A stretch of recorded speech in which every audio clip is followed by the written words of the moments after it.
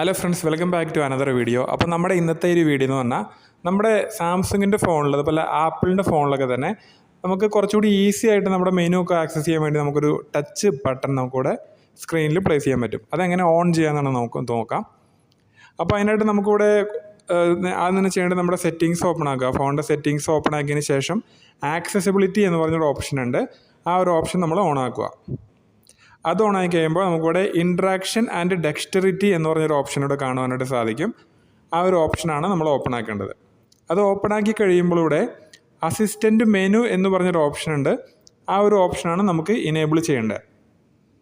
അപ്പോൾ ആ ഒരു ഓപ്ഷൻ ഇനേബിൾ ചെയ്യുമ്പോൾ ഇങ്ങനെയൊരു ടച്ച് ഐക്കൺ വരും. അപ്പോൾ ഈ ഒരു ഐക്കൺ ഉപയോഗിച്ച് നമുക്ക് ഒരുപാട് കാര്യങ്ങൾ ചെയ്യാനായിട്ട് സാധിക്കും നമ്മുടെ ഫോണിൽ. അപ്പോൾ അതെന്തൊക്കെയാണ് നമുക്ക് ചെക്ക് ചെയ്ത് നോക്കാം. അതിനായിട്ട് നമുക്ക് ഈ ഒരു ഐക്കൺ നമുക്ക് ഫോണിൻ്റെ എവിടെ വേണമെങ്കിലും നമുക്ക് പ്ലേസ് ചെയ്യാൻ പറ്റും.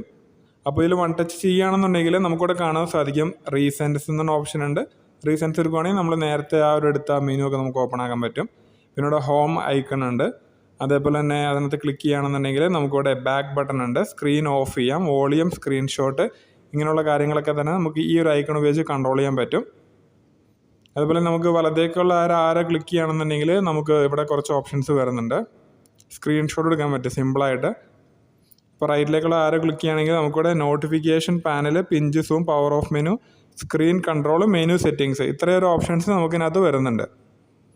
അപ്പോൾ ഇത് എന്തിനാണ് മെയിനായിട്ട് ഉപയോഗിക്കുന്നതെന്ന് വെച്ചാൽ നിങ്ങളുടെ ഫോണിൻ്റെ ഒരു പവർ ബട്ടണോ അല്ലെങ്കിൽ വോളിയം ബട്ടണോ എന്തെങ്കിലും കാരണവശാൽ ഇപ്പോൾ വർക്കാവാതിരിക്കുകയോ കംപ്ലൈൻ്റ് ആവുമോ, ചില ആൾക്കാരുടെ ഐക്കണൊക്കെ മിസ്സായിട്ട് ചിലപ്പോൾ വർക്ക് ചെയ്യാൻ പറ്റാത്ത സിറ്റുവേഷനൊക്കെ ഉണ്ടെങ്കിൽ ഈ ഒരു മെനു ഇനേബിൾ ചെയ്യുകയാണെന്നുണ്ടെങ്കിൽ നമുക്ക് ബട്ടൺ ഉപയോഗിക്കാതെ തന്നെ നമുക്ക് ഇതിൽ തന്നെ സ്ക്രീൻ ഓഫ് ചെയ്യാനും വോളിയം കൺട്രോൾ ചെയ്യാനും നമ്മുടെ ഫോൺ റീസ്റ്റാർട്ട് ചെയ്യാനും അങ്ങനെയുള്ള കാര്യങ്ങളൊക്കെ ഇതിൽ തന്നെ ചെയ്യാൻ പറ്റും. ഓക്കെ, അപ്പോൾ ഇത്രയും കാര്യങ്ങളാണ് നമ്മുടെ ഇന്നത്തെ ഈ ഒരു ചെറിയൊരു വീഡിയോ. കൂട്ടുകാർക്ക് ഇഷ്ടപ്പെട്ടാണെങ്കിൽ വീഡിയോ ഒന്ന് ലൈക്ക് ചെയ്യുക. അതുപോലെ ഷെയർ ചെയ്ത് നിങ്ങളുടെ കൂട്ടുകാർക്കും കൂടെ എത്തിച്ചു കൊടുക്കുക. പുതിയൊരു വീഡിയോയിൽ കാണുന്നവരെ മറ്റൊരു വീഡിയോയിൽ കാണുന്നവരെല്ലാവർക്കും നന്ദി, നമസ്കാരം.